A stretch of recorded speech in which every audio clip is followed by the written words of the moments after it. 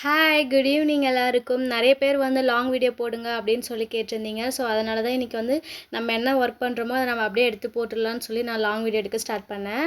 இன்றைக்கி வந்து அப்பா தான் வந்து ட்ரெஸ் வாஷ்லாம் பண்ணிட்டு இருந்தார். ஏன்னா நிறைய ட்ரெஸ் வந்து வீட்டில் சேர்ந்துருச்சு.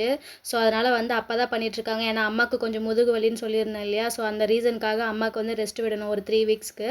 ஸோ அதனால் அவங்கள எந்த வேலையும் வாங்காமல் நாங்களே தான் செஞ்சிட்ருக்கோம், நானும் அப்பாவும். பாட்டியாலும் வந்து இவ்வளோ ட்ரெஸ் வாஷ் பண்ண முடியாது. ஸோ அதனால் அவங்க வந்து வீட்டு வேலைலாம் செஞ்சுட்டு இருந்தாங்க. நாங்கள் வந்து ட்ரெஸ் வாஷ் பண்ண ஸ்டார்ட் பண்ணிட்டோம், நானும் என்னுடைய அப்பாவும். என்னுடைய 2வது பாப்பா வந்து லாங் ஜம்பிங்க்கு வந்து ஸ்கூல்லேருந்து கூட்டிகிட்டு போயிருக்காங்க. ஸோ அவள் அதுக்காக போயிருக்கா, இன்னும் அவள் வரலை. அவளை கூட்டிகிட்டு வரதுக்கு நான் தான் போகணும். ஃபஸ்ட்டு நான் வந்து ஸ்கூல் விட்டு வந்த உடனே வந்து ட்ரெஸ் சேஞ்செலாம் பண்ணிக்கிட்டு மாட்டுக்கு தண்ணி காமிச்சிடலாம். ஏன்னா ரொம்ப கத்திக்கிட்டே இருந்துச்சு. அப்பாவும் போயிட்டு நீ மாட்டுக்கு ஃபஸ்ட்டு தண்ணி காமிச்சிடு அப்படின்னு சொல்லிட்டாரா. சரி ஓகே அப்பான்னு சொல்லிட்டு நான் வந்து கிளம்பிட்டேன்.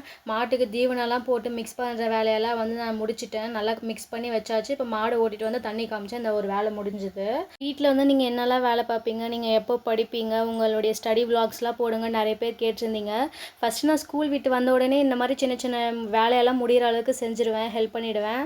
அதுக்கப்புறம் ஒரு நைட் டைமில் ஒரு 6:30 7 o'clock தான் நான் வந்து ஸ்டடி பண்ணவே உட்காருவோம், நானும் என்னுடைய பாப்பாஸும். என்னுடைய வாழை மரத்தில் இன்றைக்கி தான் ஒரு பூ வச்சுருக்கு. இவ்வளோ வருஷம் ஒரு 2 இயர்ஸ் ஆகுது அதை வச்சு. ஆனால் அது வரைக்குமே அது காய்க்கவே இல்லை. இப்போ தான் ஒரு பூ வச்சுருக்கு. அதை பார்க்கும் போதே ஹாப்பியாக இருந்துச்சு. அதுக்கப்புறம் போயிட்டு மாடு ஓட்டிகிட்டு வந்து தண்ணி காமிக்க ஆரம்பிச்சிட்டேன். மற்றவங்க கமெண்ட் பண்ணியிருந்தாங்க, உன்னை பார்க்கும்போதே பாவமாக இருக்குது இவ்வளோ வேலை செய்கிற அப்படின்னு சொல்லி. அப்படிலாம் இல்லை, நிறைய டைம் வந்து என்னுடைய அம்மா தான் செய்வாங்க. எப்போயாச்சும் அவங்களுக்கு உடம்பு சரியில்லாத போது மட்டும்தான் நாங்கள் ஹெல்ப் பண்ணுவோம். ஆனால் சின்ன சின்ன வேலை மட்டும் அதை செய்வேன். அதை எனக்கு பிடிச்சி தான் செய்கிறேன், அதில் ஒன்றும் கஷ்டம் இல்லை. ஸோ எனக்காக வந்து யாரும் கஷ்டப்படாதீங்க, இதை நான் பிடிச்சி தான் செய்கிறேன், இதில் ஒன்றும் பிரச்சனை இல்லை. எல்லார் வீட்லேயும் அந்த மாதிரி தானே செய்வாங்க. பிடிச்ச வேலையை கொஞ்சம் செய்ய வேண்டியதான், ஹெல்ப் பண்ணுறது தானே அம்மாவுக்கு. ஸோ அதில் ஒன்றும் இல்லை. அப்புறம் மாடு தண்ணி குடிச்சிருச்சு, அதை எடுத்துகிட்டு போய் அப்படியே கட்டிட்டு வந்துட்டேன். இப்போ போயிட்டு இன்னொரு மாடு போயிட்டு ஓட்டிகிட்டு வரணும். ஏன்னா ஒரு மாடாக தான் வந்து பண்ண முடியும், இல்லைனா வந்து ரொம்ப சண்டை போடும் குடிக்கிறதுக்கு. ஸோ அதனால தான் 1 by 1. அதுக்கப்புறம் எங்கள் கன்னிக்குட்டி வந்து பக்கத்தில் வந்து புல்லு மேய்ஞ்சிட்டு இருந்துச்சு. ஸோ அதை அப்படியே ஒரு வீடியோ எடுத்து பாருங்கள் எப்படி சாப்பிடுதுன்னு சொல்லி.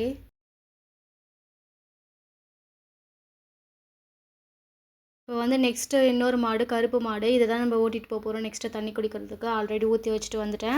இந்த மாடு கொஞ்சம் கேர்ஃபுல்லாக ஹேண்டில் பண்ணோம். ஏன்னா இது ரொம்ப துருன்னு இருக்கும், வேகமாக ஓடும். ஸோ அதனால் பார்த்து தான் அது அப்படியே பிடிச்சிட்டு மெதுவாக கிளம்பிட்டேன். அதுக்கப்புறம் இந்த மாட்டுக்கும் வந்து தண்ணி காமிச்சு முடிச்சாச்சு. இந்த மாட்டுக்கு வந்து சத்து மாவு போட்டு காமிச்சாச்சு. ஏன்னா ஃபஸ்ட்டு மாடு வந்து கன்றுக்குட்டி போட்டிருக்கிறதுனால அதுக்கு வந்து தானியம் அந்த மாதிரிலாம் எதுவும் இருந்தது. ஸோ அதெல்லாம் போட்டு காமிச்சேன். இந்த மாட்டுக்கு வந்து சத்துணவு மாவு தான் இருந்துச்சு வீட்டில். ஸோ அதை போட்டு அப்படியே காமிச்சாச்சு மாட்டுக்கு. மாட்டுக்கு தண்ணி காமிச்சு முடிக்கிறதுக்குள்ளே அப்பா வந்து பாதி ட்ரெஸ் வந்து வாஷ் பண்ணிட்டாரு. சரி இதுக்கப்புறமும் கொஞ்சம் ஹெல்ப் பண்ணலனா எப்படின்னு சொல்லி நானும் போயிட்டு கொஞ்ச நேரம் துணி துவைச்சிட்டு இருந்தேன். என்னுடைய ட்ரெஸ்லாம் தான் கொஞ்சம் சிம்பிளாக இருக்கும், அது மட்டும் அப்பா வச்சுட்டாரு. ஸோ அதெல்லாம் நான் வாஷ் பண்ணி போட்டு வச்சுட்டேன். அதுக்கப்புறம் வந்து இதெல்லாம் வாஷ் பண்ணுறதுக்கு நாங்கள் ஒரு டேங்க்கு கிட்ட தான் போய்ட்டு வாஷ் பண்ணுவோம். ஸோ அங்கே எடுத்துகிட்டு போயாச்சு. நானும் அப்பாவும் போயிட்டு ட்ரெஸ் வாஷ் பண்ணிகிட்டு இருந்தோம். நைட் ஆகிடுச்சு நாங்கள் துவைச்சி முடிக்கிறதுக்குள்ளே. அதனால தான் வீடியோவில் சரியாகவே தெரியல, பட் அட்ஜஸ்ட் பண்ணிக்கோங்க. அப்புறம் நானும் அப்பாவும் போயிட்டு அங்கே வாஷ் பண்ணி ஒவ்வொரு ட்ரெஸ்ஸாக போட்டுட்டு இருந்தோம் மாற்றி மாற்றி. கை வலியாக வந்துருச்சு ட்ரெஸ் வாஷ் பண்ணி. ஸோ அதனால் அப்பாவை கொஞ்சம் நேரம் அலச விட்டுட்டு அதுக்கப்புறம் நான் கொஞ்சம் நேரம் அலசி முடித்து எப்படியோ ஒரு வழியாக வீட்டுக்கு எடுத்துகிட்டு வந்துட்டோம். வீட்டுக்கு எடுத்துகிட்டு வந்து கொடிக்கரையில் வந்து எல்லா ட்ரெஸ்ஸுமே வந்து காய போட்டாச்சு. அதுக்கே ஒரு 1/2 hour எடுத்துருச்சு. ஸோ அப்புறம் டைம் ஆகிடுச்சா, சரி உட்காந்து ஹோம்ஒர்க் பண்ணலான்னு சொல்லி பண்ணிகிட்டு இருந்தோம். அதான் சொன்னேன் இல்லையா, என்னுடைய பாப்பா வந்து லாங் ஜம்புக்கு வந்து ஸ்கூல்லேருந்து கூட்டிகிட்டு போயிருந்தாங்கன்னு சொல்லி. அதுவும் இன்றைக்கி தான் போயிட்டு வந்தா. ஆனால் அதுக்கு முன்னாடி ஒரு வீடியோவில் சொல்லியிருப்பேன், என் பாப்பா அந்த மாதிரி கபடிலாம் போயிருக்கா, அவள் வந்து ஸ்கூல்லேயே செலக்ட் பண்ணி கூட்டிகிட்டு போயிருக்காங்கன்னு சொல்லி. ஸோ அதில் தான் வந்து என்னுடைய பாப்பா வந்து ரன்னராக வந்திருந்தா கபடியில். ஸோ அந்த சர்டிஃபிகேட்லாம் காமிச்சிட்டு இருந்தா. ரொம்ப ப்ரௌடாக இருந்துச்சு அது பார்க்கும்போது எனக்கு ஆஸ் அ சிஸ்டராக. ஸோ அவங்க பாருங்கள், எங்கள் அப்பா கிட்ட தான் ஃபஸ்ட்டு காமிச்சா. அப்பா பார்த்துட்டு ஓகே இன்னும் நல்லா பண்ணு அப்படின்னு சொல்லிட்டு கொடுத்தாரு. அதுக்கப்புறம் நானும் வாங்கி பார்த்துட்டு இருந்தேன். எனக்குமே செம்ம ஹாப்பி. என்னுடைய பாப்பா வந்து இந்த மாதிரிலாம் எக்ஸ்ட்ரா கரிக்குலர் ஆக்டிவிட்டீஸ்லாம் நிறைய இருக்குது அவளுக்குள்ள.